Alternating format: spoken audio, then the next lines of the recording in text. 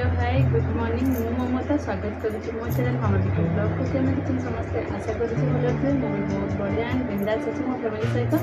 तो आज वीडियो देखिए आपने जानी सारी यहाँ अच्छे नेल माने थंबनेल देखिए आपने जानी सारी यहाँ अच्छे नेल पॉलिश कलेक्शन मु मोर नेल पॉलिश कलेक्शन लेके आसती सहित शेयर करने जब वीडियो भल लगे गोटे लाइक शेयर सब्सक्राइब करेंगे और कमेंट करने जमा चलते स्टार्ट करवा आज ब्लॉग।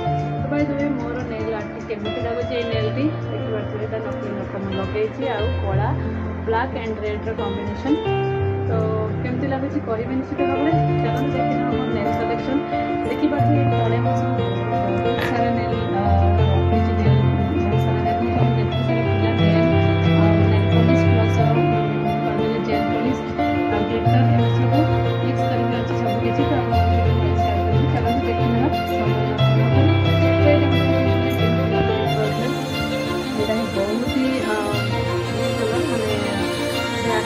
देखा जाता कलर बहुत सुंदर कलर है बहुत भल लगे नंबर कलर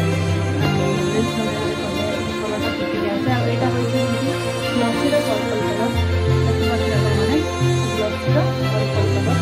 तो यहाँ गोटे अच्छी तो यहाँ पॉलिशटा देखिए फाइनरटा पॉलिशिंगटा फ्राई कर